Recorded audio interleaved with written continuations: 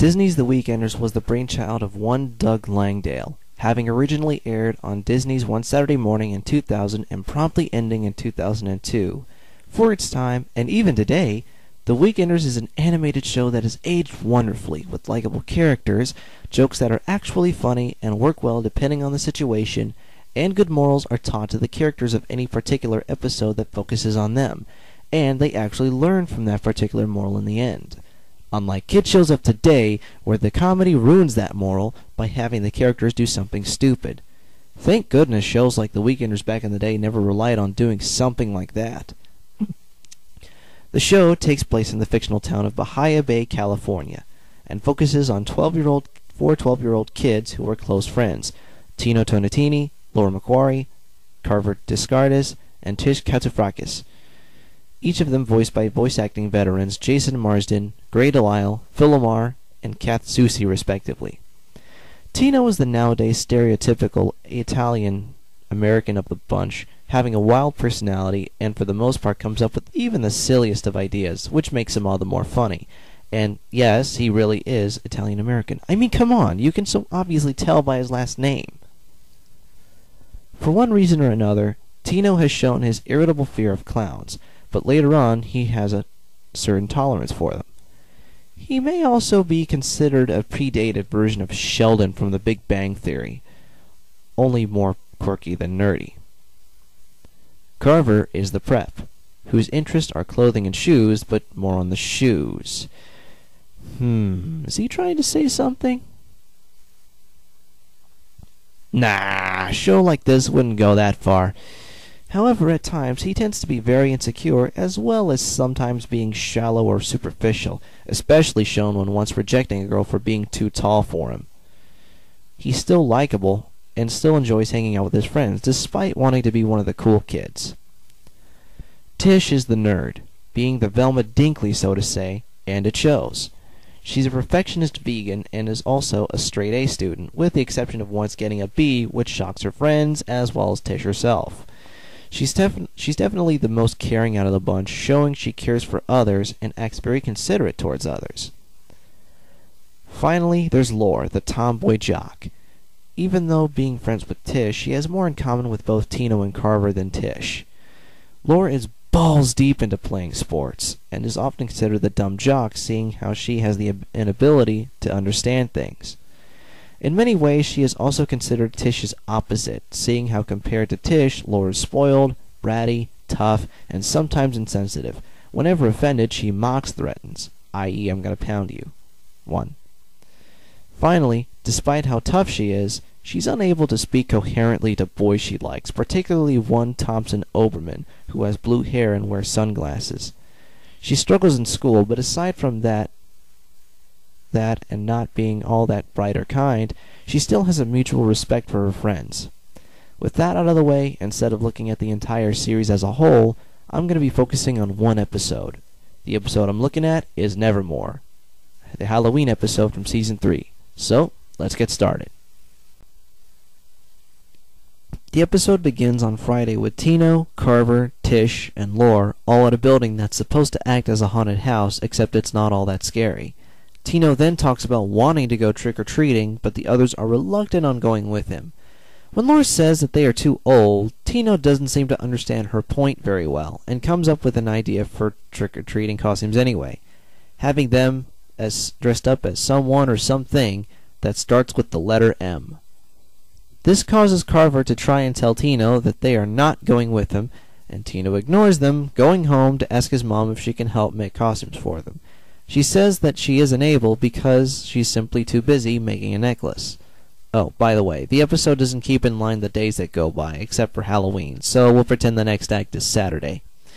On Saturday, Carver, Lore, and Tish talk about not going trick-or-treating with Tino, and come to the conclusion that by telling him through the way of hurting his feelings is most likely the only way to resolve their conflict. Tish uses Lore's jump roping trophy, I honestly didn't know that was an actual event, as a gavel, and it results in breaking in two. You see, this is a joke that builds up to a consequence for Tish done correctly, and it makes the audience laugh because Lore gets angry at her for banging it on the table like a gavel and it shattering in half. Tish gets a consequence for it, and that helps make the joke actually work. We then cut to Tino, looking at what I assume is their universe's equivalent of How to Be Cool for Dummies. He gets a call from the others, with Lore laying down the law and saying that they are not going trick-or-treating with him. A few times through the segment, Tino twitches, at least 3 or 4 times. It isn't annoying, but it shows how ludicrous he'll act later on. After hanging up, Tino breaks from reality and hatches a plan to force his friends to go trick-or-treating with him. He goes up to his secret sanctum, which is in his attic. Yeah, it's never explained how the sanctum was there, but it doesn't matter because this shows what you produce on television doesn't have to be realistic, but instead an entertaining distraction from the real world. Anyway, he opens up a control panel for his secret weapon, which is supposed to be, I guess, a super soaker, only for him to find that it's gone. His mom, off-screen, tells him that she gave it away, which has Tino resorting to Plan B. He starts with Lore, making animal noises from outside a window, having her open and cover it with the curtains a few times, and when she opens it at least for a 4th time, she finds a note attached to her window reading "Trick or treat or else," causing her to panic. Tino then moves on to Tish, acting as a delivery man, claiming he's dropping off a package of flowers. Tish goes to check with her mom about this, and when she opens the door, she's confronted with a garden gnome, with a note attached on its face, reading the exact same message that was on Lore's window earlier. Finally, we cut to Carver, though strangely he's humming the main theme song, "Livin' for the Weekend," which is sung by Wayne Brady in the opening titles for the show, and shenanigans come about, with Tino, dressed as Dracula for some reason, sneaking up behind Carver a few times. Finally, a 3rd time, Carver turns around to find Tino, as he runs out of the room screaming, but then comes back to give the same note from before to Carver, as the shot zooms in as he gives probably the most unenthusiastic "no" scream.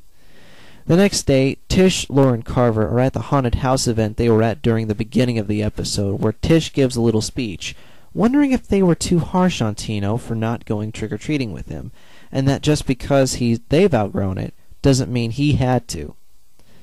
And some random guy later on comes trying to get free candy, but Lore won't let him because he doesn't have a costume. He asks if Lore is the Halloween police, only to be mock-threatened by her, leaving in a panic. After leaving, Lore gets what he meant. Finally, on Sunday, Halloween night, Tino is dressed up as Mexico and realizes the others really aren't coming. After his mom tells him the most likely reason they didn't come was because they feel like they've outgrown trick-or-treating, meaning it was okay for him if he was still enjoying it, he decides to look for a different costume. However, since he doesn't feel right wearing one of his previous costumes a 2nd time, he decides to combine 2 old costumes into one. Now dressed as Super Constable, and yes, it is worded that way in the episode, he goes out for trick-or-treating when he comes across some classmates of his that I sadly don't know the names of. As much as I remember watching the show as a kid, some characters have names that I don't remember. One of them has the exact same costume as Tino, as they too are trick-or-treating and are about to ring the doorbell of the house they're at. When the door opens, some local kids see Tino, and at first they mock him for still trick-or-treating at age 12. Then Tino has what is considered to be one of the greatest moments he has ever in the entire series. He gives a rather eloquent speech about the necessity of Halloween. Then some of the kids finally see his point and decide to go trick-or-treating with him for the rest of the night, abandoning that one kid who apparently made pumpkin crumpets. Okay, seriously, who does that? Who makes things like that? Pumpkin crumpets? You can't be serious.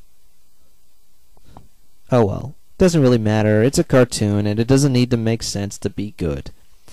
Anyway, back to Tino. Later that night, Tino tells Carver, Tish, and Lore how much fun he had with the other kids trick-or-treating, and asks if they felt left out for not going. Carver says that they had just as much fun working at the haunted house event, even though it was educational-based. They accepted that Tino still liked trick-or-treating, and Tino is happy to see that his friends don't mind that he still does. A few seconds later, Tino answers the door to find that Coach Coulson, a side character in the series, has been trick-or-treating as well, and has managed to grab the Great Harvest.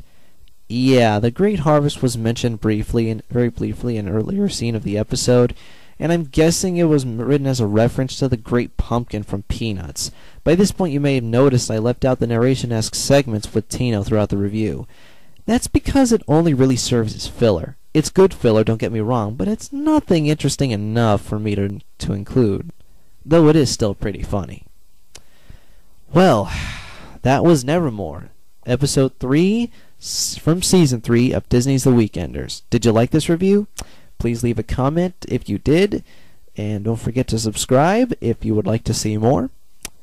With that said, I am Ultra V Fox, and as always, thanks for watching. Good night, everybody.